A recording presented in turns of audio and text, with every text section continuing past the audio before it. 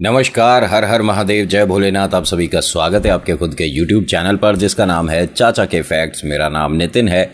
मैं यहाँ से फैक्ट्स, ईश्वर से जुड़े चमत्कार, रोचक पौराणिक कथाएं और तीसरी शक्ति के प्रकोप के बारे में बात करता हूँ। कहानी के माध्यम से समझाता बताता हूँ। आपके पास भी कोई कहानी है तो आप मुझे भेज सकते हो, Facebook, WhatsApp, Insta, comment section, कहीं भी। जो मैं आज आपके लिए कहानी लेकर आया हूँ, ये एक ऐसे किसान की कहानी है जो महादेव का इतना बड़ा भक्त है, लेकिन कहीं ना कहीं उसका मन डगमगा गया। खैर, कहानी के माध्यम से समझाऊंगा, बताऊंगा। अभी फिलहाल चैनल का इंट्रो, उसके बाद आकर कहानी शुरू करता हूँ। हर हर महादेव।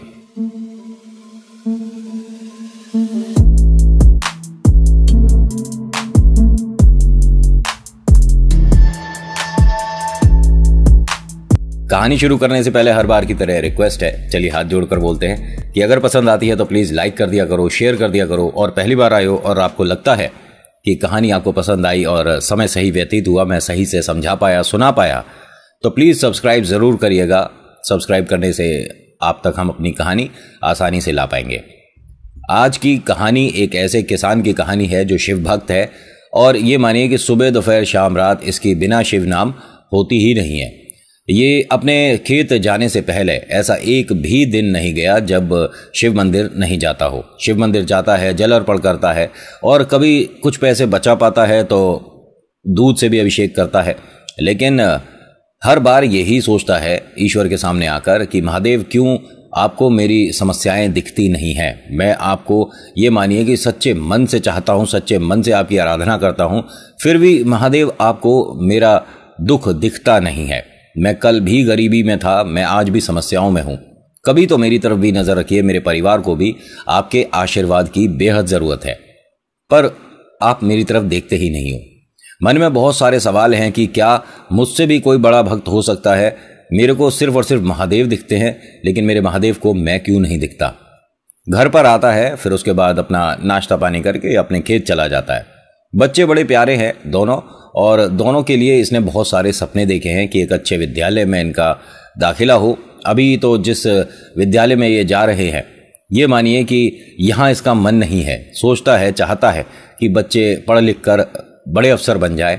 हर माँ बाप चाहते हैं कि उनका बच्चा उनसे अव्वल रहे। जो धर्मपत्नी हैं, ये भी शिव भक्त हैं, और ये हर बार यही कहती है कि ईश्वर हमारी परीक्षा लेते हैं। कभी भी स्थिति खराब होती है या कभी ऐसी समस्याएं आती हैं जिसमें हम डगमगा सकते हैं, ऐसे में हमें ईश्वर का दामन छोड़ना नहीं चाहिए। हो सकता है कि महादेव हमारी परीक्षा ले रहे हैं। महादेव को अपने हर भक्त दिखते हैं, ये मैं जानती हूं, और क्या पता इससे बुरा वक्त आना हो जो कि महादेव ने टाल दिया हो। बस हर बार अपने दिल को तसल्ली देकर ये उस दिन को व्यतीत कर देते हैं, अगले दिन तक आ जाते हैं। बस ऐसे ही चल रहा है और कई सालों से चल रहा है। एक दिन की बात है, सुबह सुबह इनके बच्चों ने कहा कि आज विद्यालय की छुट्टी है, इतवार है, और हम चाहते हैं कि पिताजी हम भी आपके साथ खेत पर चलें।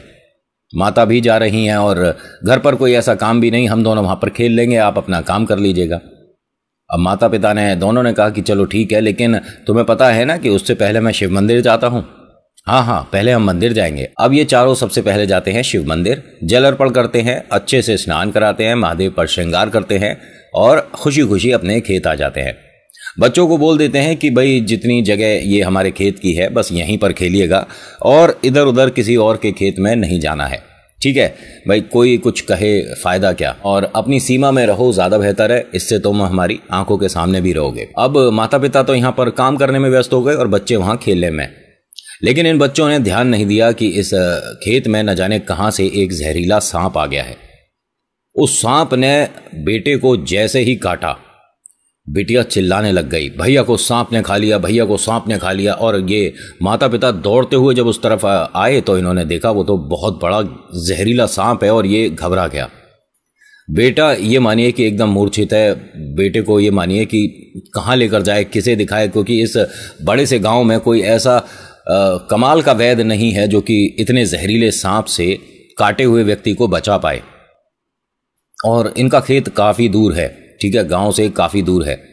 अब ये चिल्ला रहा है, इधर उधर अपने बच्चे को लेकर भाग रहा है। तभी क्या देखता है कि सामने से कोई वैद्य इनकी तरफ भागता हुआ आ रहा है और इन्हें बोल रहा है कि आप रुकिए, मैं आ रहा हूं, आप रुकिए, मैं आ रहा हूं, मैं वैद्य हूं, मैं बच्चे को ठीक कर सकता हूं।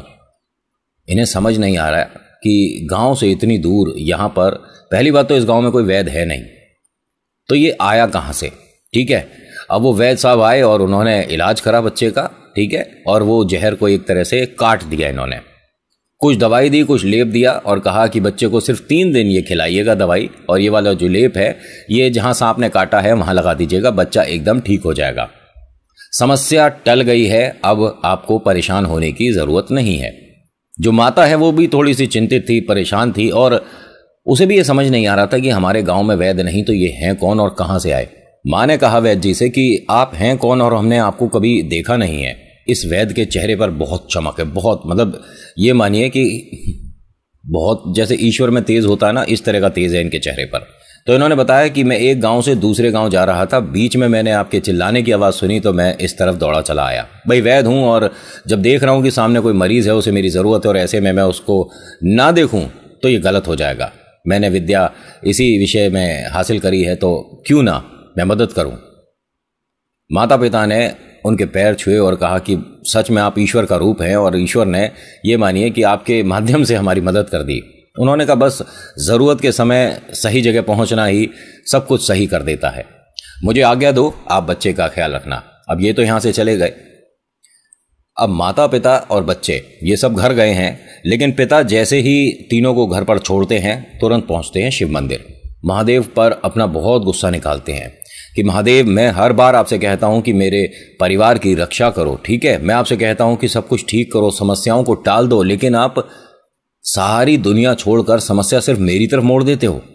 आज मेरे बच्चे को सांप ने काट लिया था, वो तो वैद्य ठीक टाइम पर आ गया महादेव, वरना समस्या इतनी बड़ी हो जाती, इससे बड़ा दुख नहीं था। आप क्यों नहीं देखते मेरे परिवार की तरफ? आपको ऐसा कैसा भक्त चाहिए मुझसे भी अव्वल जो हो और जिसकी आप मनोकामना पूरी करें? मैं अपने लिए नहीं मांगता, बस अपने परिवार के लिए सुख शांति मांगता हूं, एक अच्छा वक्त, 2 वक्त की रोटी। मैं क्या मांगता हूं? लेकिन महादेव आपको मैं दिखता ही नहीं। धीरे धीरे मेरे को तो ऐसा लग रहा है कि महादेव आपकी पूजा अर्चना करनी बंद करनी पड़ेगी, क्योंकि जब आप अपने भक्त को देखते ही नहीं, मेरी आवाज आप तक आ ही नहीं रही, तो मैं भी आपकी तरफ क्यों ही देखूं। बस इतना बोला और ये वहां से चला गया। महादेव से शिकायत करके चला गया, महादेव की ही। ठीक है, अब घर आता है, खाना खाते हैं और ये सो जाते हैं। 2 दिन छोड़कर इन्हें शहर आना था किसी काम से। अब ये शहर आए हैं। अब ये शहर में जहाँ पर अपने सामान वगैरह बंधवा रहे थे, तभी वहाँ पर एक भाई साहब के चिल्लाने की आवाज़ आई कि हट जाओ, यहाँ पर बैल की लड़ाई हो गई है, हट जाओ हट जाओ हट जाओ। जब तक ये अपनी तरफ से कुछ सोच पाता, कुछ कर पाता ये जो किसान है, तब तक वो आदमी भागता हुआ आया और इसे धक्का दे दिया। लेकिन इस बीच बैल ने हल्का सा प्रहार इस पर कर दिया था। बहुत ज्यादा चोट आ सकती थी, प्राण भी जा सकते थे, लेकिन सिर्फ एक खरोंच के साथ ये बच गया। आज इसको फिर से महादेव पर गुस्सा आ रहा है कि सारी दुनिया छोड़कर महादेव तुमने मेरे ही घर पर परेशानियां मोड़ रखी हैं। अभी अगर पल भर का इधर उधर हो जाता, ठीक है, तो आज प्राण चले जाते। परिवार की रक्षा करता कौन? परिवार के लिए सोचता कौन? यहां से अपना सामान वगैरह बंधवाता है, उस व्यक्ति का धन्यवाद करता है और अपने घर आ जाता है। सारा सामान छोड़ता है, फिर से पहुंचता है महादेव के सामने और कहता है कि महादेव, एक बार फिर आपने ये साबित कर दिया कि आप हो ही नहीं। ईश्वर कभी किसी की मदद नहीं करते, ईश्वर को उनके भक्त दिखते ही नहीं है। न जाने आपको लोग भगवान क्यों कहते हैं। महादेव, ये तो मेरे साथ गलत होता जा रहा है। मैं बचपन से आज तक सिर्फ और सिर्फ आपको जानता हूं, आपको पूजता हूं, लेकिन अब एक बार और कोई ऐसी समस्या हुई तो महादेव, मैं सच में आपसे मुंह मोड़ लूंगा और फिर कभी पलटकर आपकी तरफ नहीं आऊंगा। महादेव, बस ये आखिरी बार था। अब ये इतनी बातें बोलकर महादेव को फिर से बहुत सारी बातें सुनाकर अपने घर आ गया। धर्मपत्नी को भी जब सारी बातें बताई तो उन्होंने कहा कि ईश्वर की कृपा भी तो हो सकती है, बड़ी समस्या टल गई। एक बड़ी विपदा थी जो कि आनी थी, सिर्फ खरोंच के साथ वो निपट गई, ऐसा भी तो कह सकते हैं। नहीं नहीं, महादेव को अगर मैं दिखता होता तो वो बैल मेरे को छूता भी नहीं। वो तो भला उस आदमी का जिसने मेरी मदद करी और मैं बच गया। ना जाने आज क्या ही हो जाता, प्राण जा सकते थे। वो इतने खूंखार और बड़े बैल थे और बहुत बड़ी विपदा थी। तो उन्होंने कहा, यही तो मैं कह रही हूं, हो सकता है महादेव ने बचा लिया हो। तुम्हें हर बार बात घुमाकर यही कहना आता है कि ईश्वर ही बचा रहे हैं, ईश्वर ही मदद कर रहे हैं। मतलब क्या मुझे नहीं दिखता? वो आदमी ही ईश्वर था, मैं तो ये कहती हूं। खैर, तुमसे बहस करना बेकार है। अब ये दोनों थोड़ा सा गुस्सा गुस्सी करके धर्मपत्नी और पति सो गए। अगले दिन सुबह इनकी धर्मपत्नी ने कहा कि भाई इस बार क्यों ना हम गेहूं की फसल करें, ठीक है, और गेहूं से क्या पता दिन बदल जाएं हमारे भी और हमारे घर में भी 4 पैसे जुड़ जाएं, क्योंकि काफ़ी लोग हैं जो कि गेहूं से मतलब अनाज से काफ़ी मालदार हो गए, उनकी ज़िंदगी में खुशियां आ गई हैं, बच्चे अच्छे विद्यालय में जाते हैं, क्या हमारा भी समय बदल सकता है। उन्होंने कहा ठीक है, इस बार हम गेहूं की फसल करके देखते हैं। इन्होंने गेहूं उगाया और भाई साहब क्या ज़बरदस्त फसल हुई है, क्या ज़बरदस्त। मतलब आसपास के सभी गांव में या सभी खेतों में जितने भी लोगों ने गेहूं लगाया था, सबसे बेहतरीन और सबसे अच्छा उच्च कोटि का गेहूं इनके खेत में हुआ है। इन्होंने कुछ ऐसा स्पेशल नहीं किया था, ठीक है, साधारण तरीके से खेती करी थी और साधारण ही था इनके पास जो भी सुख साधन था, लेकिन सबसे बेहतरीन गेहूं इनके घर में हुआ है। आज के टाइम में तो देखिए मशीनों से काम हो जाता है, ठीक है, गेहूं को निकालना, साफ करना, छानना, जो पशुओं का है वो उनको और जो इंसानों का है वो हमको, ठीक है, इस तरह से विभाजित करना, बांटना, सेपरेट कर देना अब मशीनों से हो जाता है, लेकिन पहले के वक्त में अपने हाथों से ही ये सब काम करने पड़ते थे। आपने देखा होगा बड़ी सी छन्नी होती है, उसे इस तरह से छानते हैं, ठीक है, और गेहूं अलग हो जाता है और जो पशुओं के लिए है वो अलग हो जाता है। ये धर्मपत्नी और पति इस कार्य को करते करते, ठीक है, जो गेहूं है उसको अलग करते करते देखते हैं कि अब देर रात हो गई है, 8 सवा 8 बजे का वक्त होता है।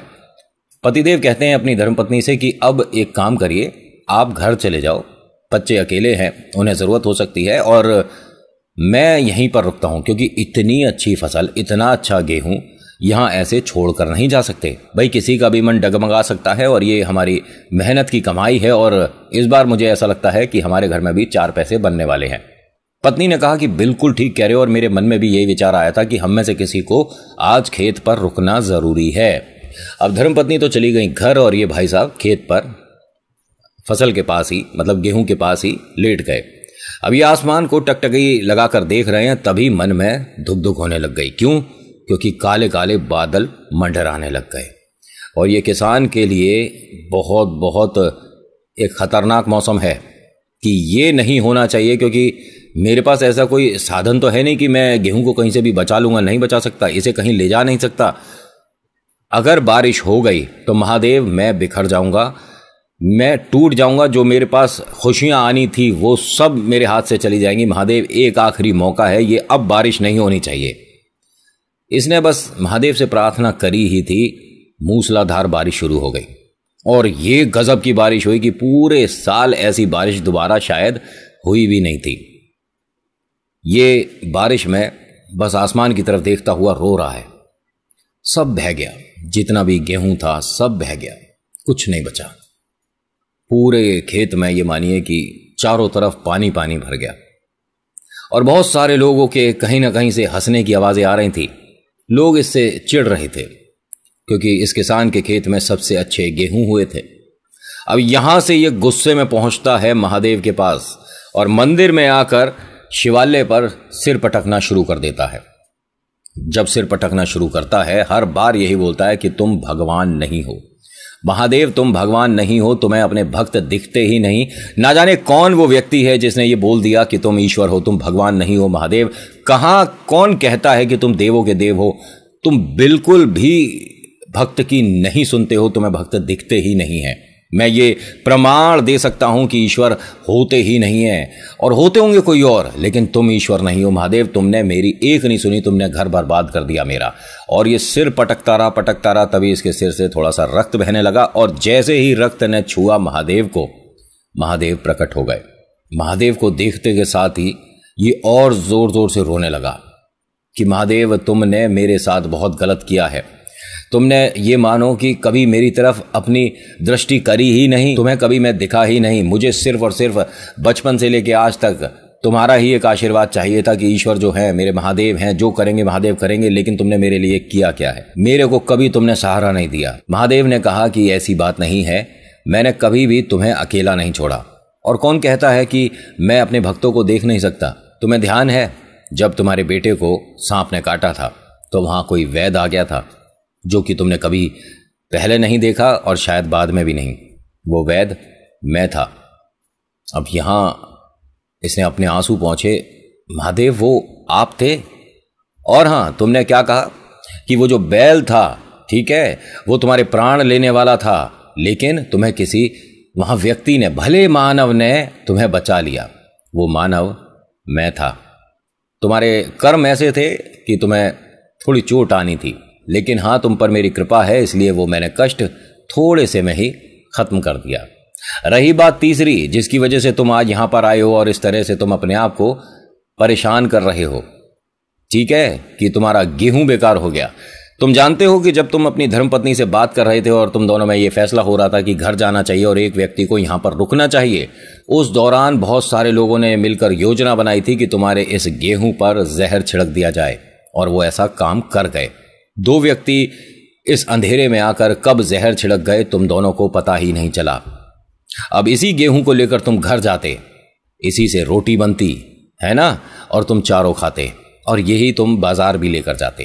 तुम्हारे परिवार के साथ तो घटना गलत होती ही, लेकिन तुम्हारे माध्यम से जिस जिस घर ये आटा जाता, उस घर समस्याएं बढ़ जाती, लोगों के प्राण चले जाते।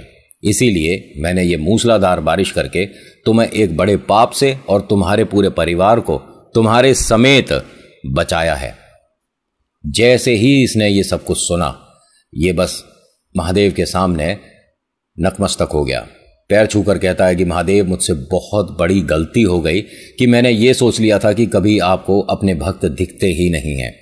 महादेव ने इसके सर पर हाथ फेरा और कहा कि वक्त खराब हो या तुम्हें ऐसा लगता हो कि समस्याएं तुम्हारा घर नहीं छोड़ रही हैं, ये समझ लेना उस वक्त भी तुम्हारे सिर पर मेरा हाथ है। मैं कभी अपने भक्त को अकेला नहीं छोड़ता। जो भी व्यक्ति एक बार भी ओम नमः शिवाय बोलता है, उसके पूरे परिवार की रक्षा करने की जिम्मेदारी उठाता हूं मैं। तो अब अपने परिवार के पास जाओ, वो तुम्हारी राह देख रहे हैं। इसने जैसे ही हाथ जोड़े और बोला ओम नमः शिवाय, महादेव अंतर्ध्यान हो गए। उसके बाद से इसने ईश्वर के लिए, महादेव के लिए कभी भी कोई भी गलत शब्द नहीं निकाला, क्योंकि इसे पता है कि महादेव देख भी रहे हैं और सुन भी रहे हैं। महादेव इसके साथ सदैव रहे, पूरे परिवार पर आशीर्वाद रहा। तो आज की कहानी में इतना ही। आज की कहानी आपको कैसी लगी मुझे बताइएगा ज़रूर। अच्छी लगी तो प्लीज़ लाइक करिए, शेयर करिए और कमेंट में लिखिएगा ओम नमः शिवाय, आपका नाम आपकी जगह। ईश्वर की भक्ति ज़रूरी है, लेकिन उन पर विश्वास भी करना साथ साथ बहुत बहुत ज़रूरी है। आपकी बात सुनते हैं, चमत्कार होते हैं। So thank you so much for watching. मेरा नाम नितिन है। मुलाकात करूंगा आपसे एक अगली वीडियो में। हर हर महादेव, जय भोलेनाथ, धन्यवाद।